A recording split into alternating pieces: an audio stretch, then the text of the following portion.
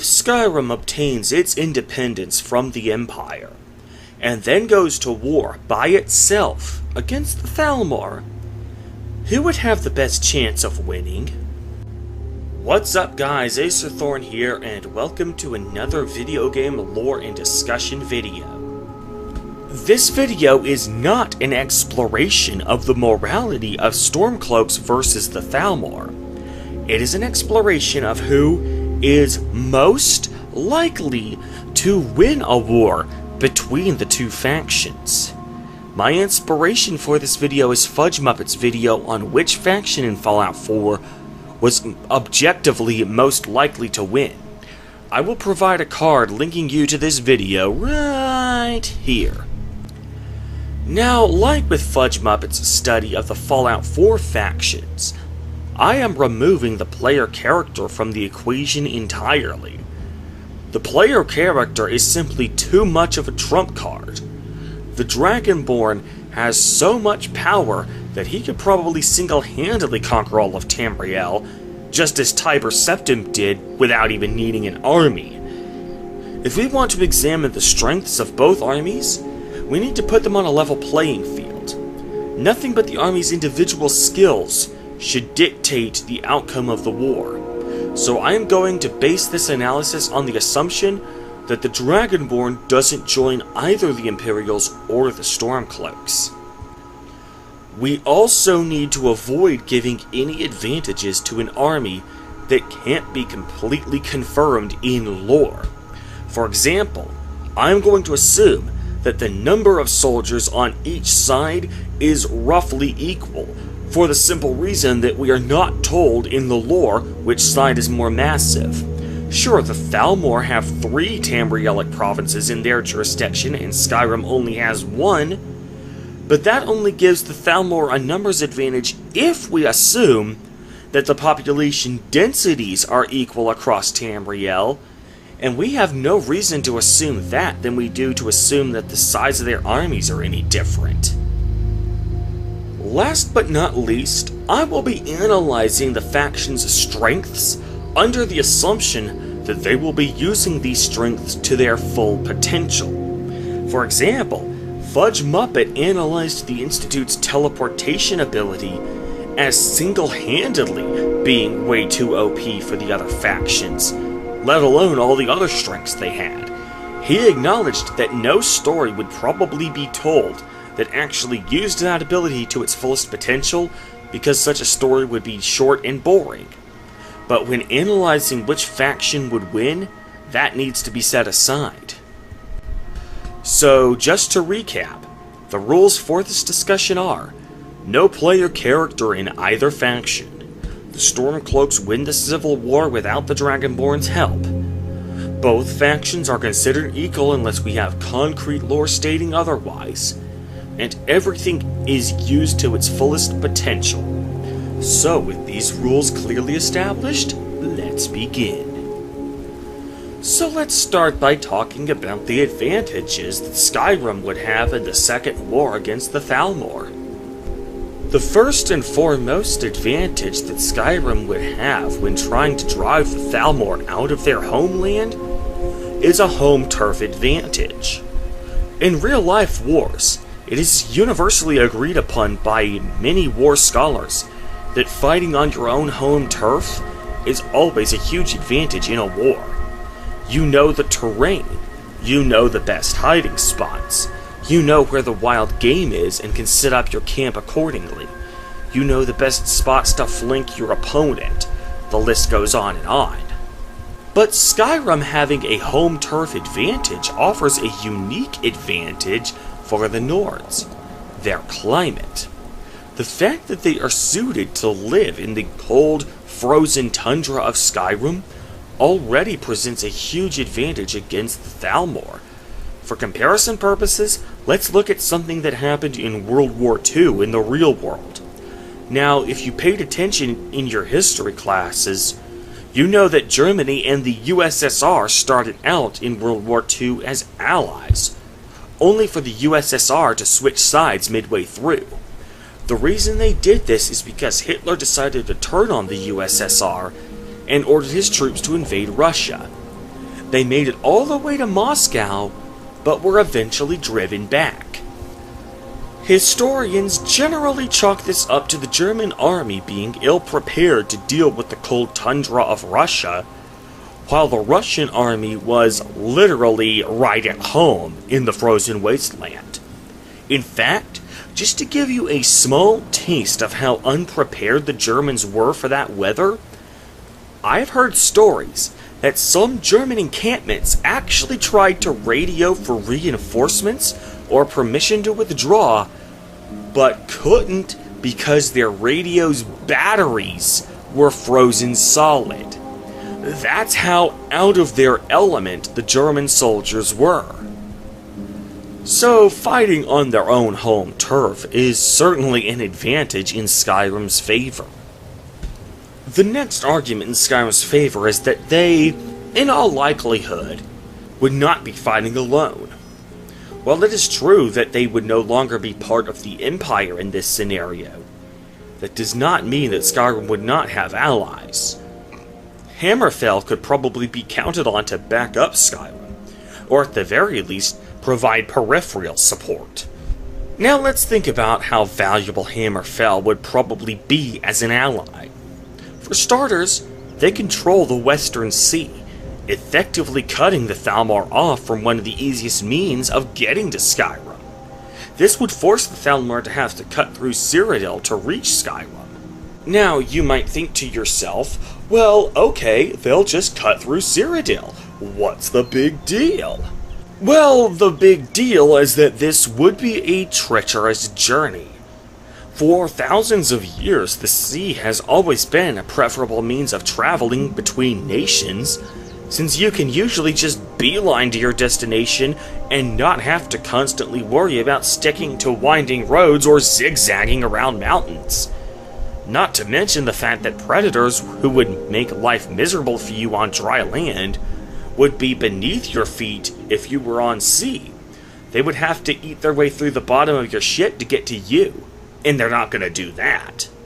The only wild beasts you would have to worry about on sea are whales and sharks, and they are much fewer and farther between than most land-based predators.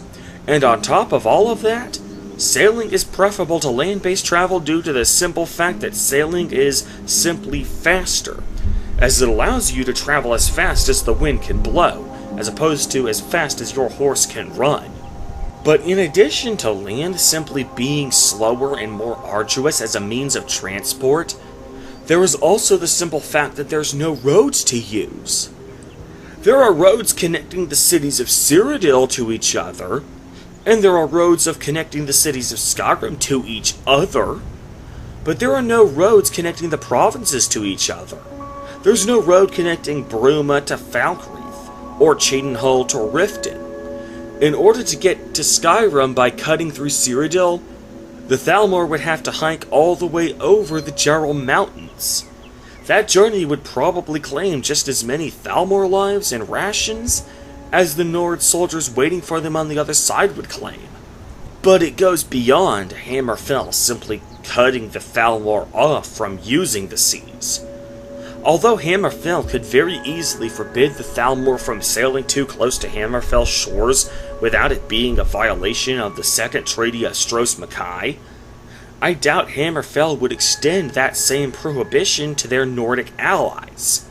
Skyrim ships would be granted full access to Hammerfell waters and would be allowed to sail south to ambush the Somerset Isles, giving Skyrim a massive tactical advantage by allowing them essentially free reign over the seas.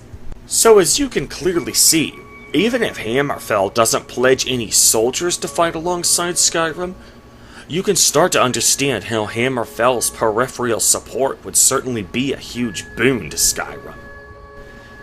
In addition to having Hammerfell as a potential ally, we can hopefully count on the Empire, or what's left of it at least, doing their damnedest to fight back against the Thalmor as well. This would force the Thalmor to fight a two-front war.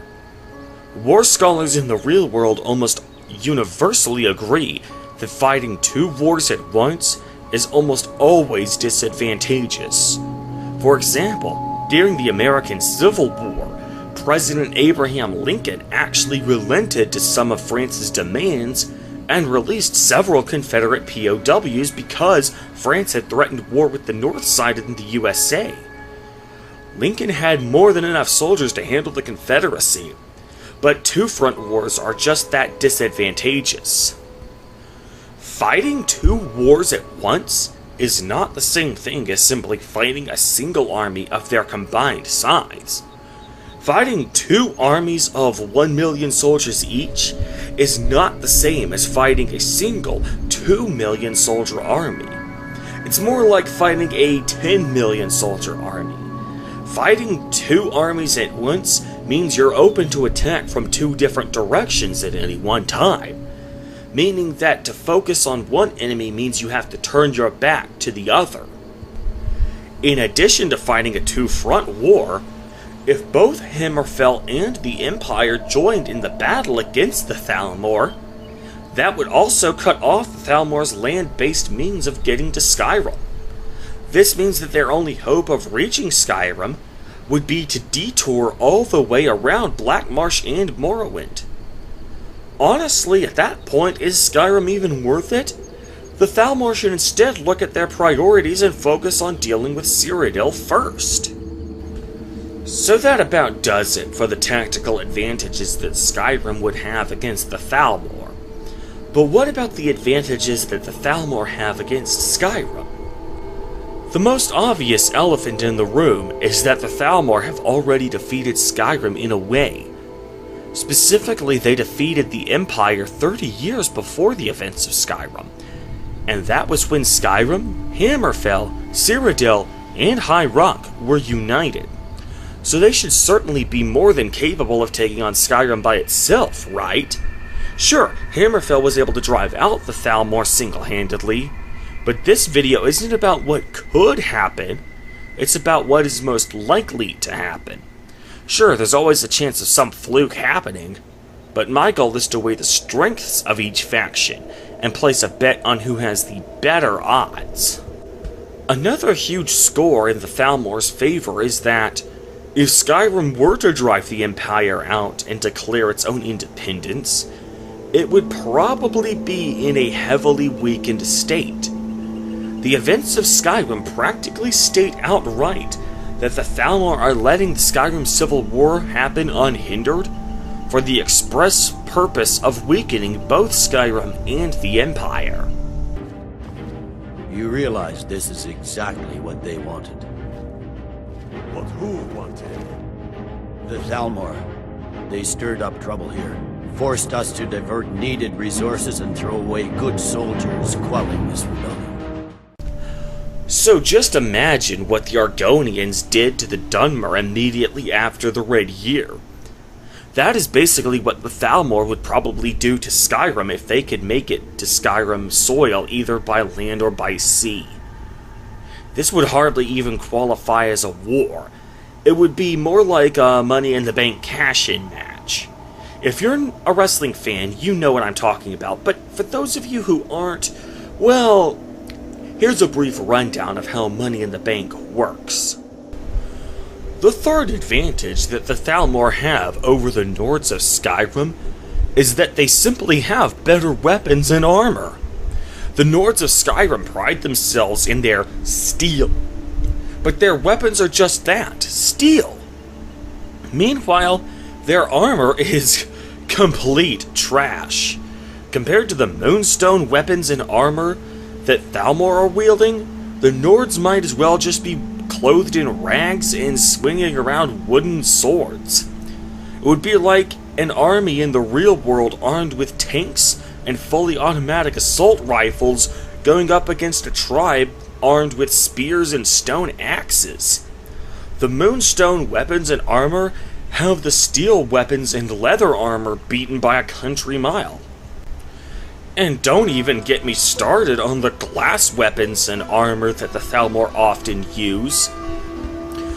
So that means that, so far, Skyrim has 3 advantages over the Thalmor, and the Thalmor have 3 advantages over Skyrim. But there's one more advantage that I haven't talked about yet.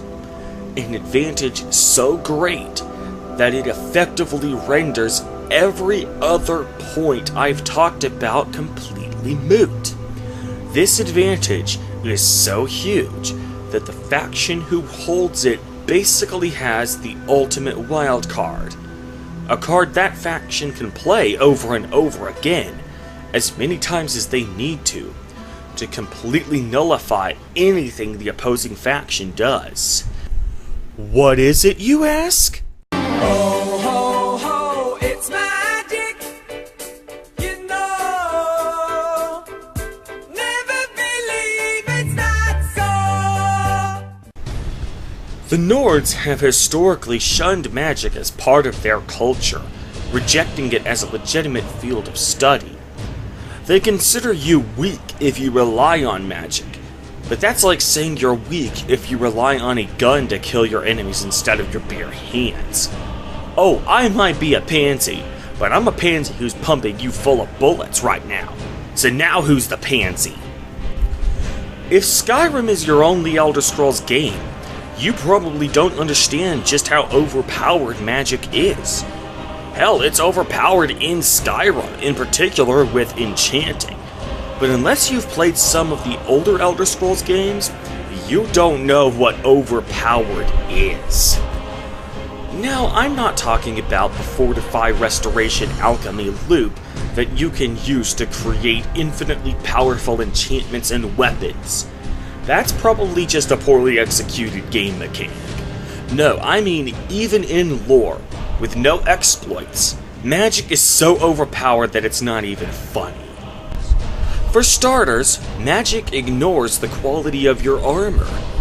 You can be decked out in full Daedric armor, not that it would matter anyway since the Thalmor simply have better gear even as is, and magic would go right through the armor as if it wasn't even there. The only counter to magic is more magic. You need resist magic enchantments and potions to be able to withstand hostile magic. Since the Nords don't usually like magic, they probably aren't going to be interested in using magic, even magic resistance, to their advantage. The Nords already have a natural resistance to frost magic, but that's okay. The Thalmor simply won't use frost spells. There's 2 more elemental damages they can use in their war against the Nords, and that's only taking into account the Destruction School. There are plenty of other schools of magic the Thalmor can use. Remember a moment ago when I said that this advantage effectively nullifies every advantage previously mentioned? The Nords of Skyrim may be protected by the frozen tundra of their homeland, but that's okay. The Thalmor can simply wear resist frost enchantments. Boom, disadvantage overcome. You know what I mentioned earlier about having to cut through Cyrodiil on land to get to Skyrim?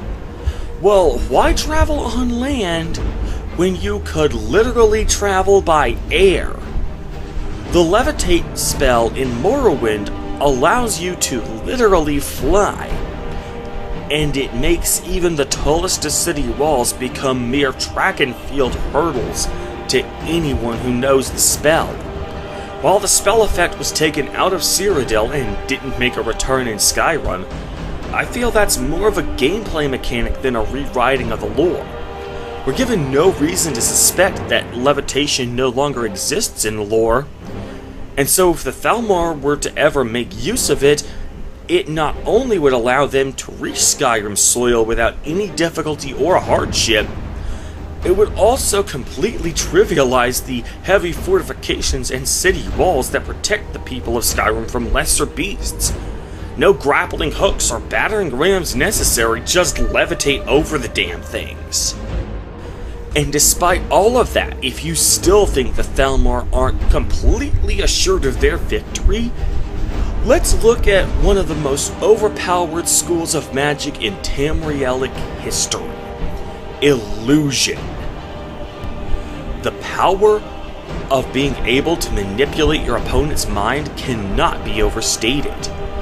Even if the Nord soldiers may outnumber the Thalmor soldiers, it ultimately wouldn't matter.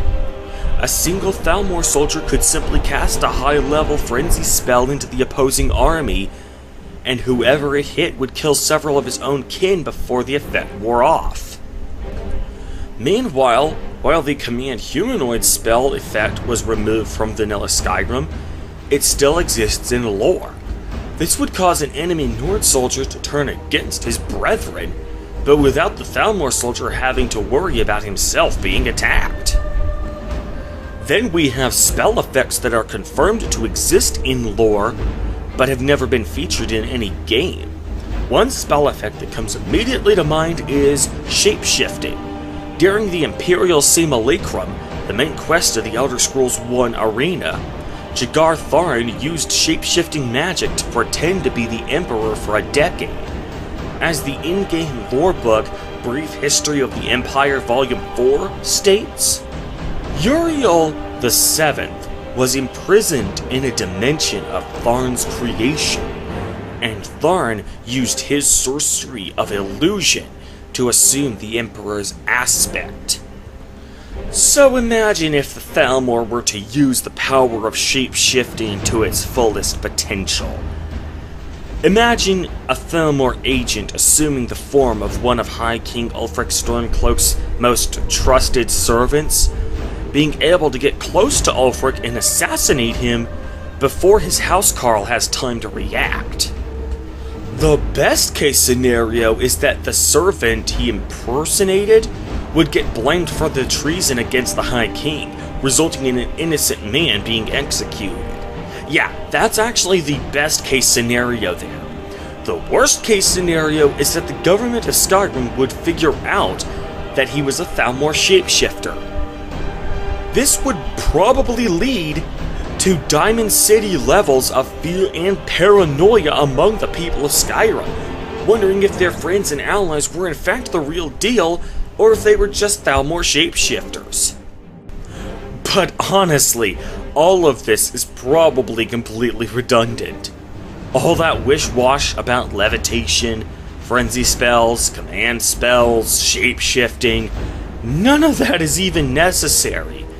Not as long as the Altmer make use of the single most overpowered spell effect in the history of Tamriel. 100% chameleon.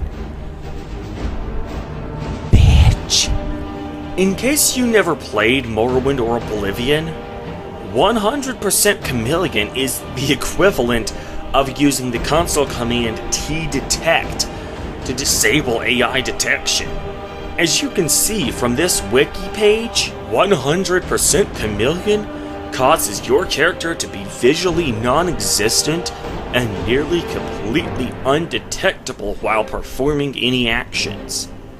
With 100% chameleon, you are able to move freely throughout the game, killing, stealing, sneaking, and doing almost whatever you want without ever being seen or confronted. You are basically invisible to all living creatures or people within the game. If the Thalmor ever got the idea to use 100% chameleon in their war against Skyrim, forget it. End game.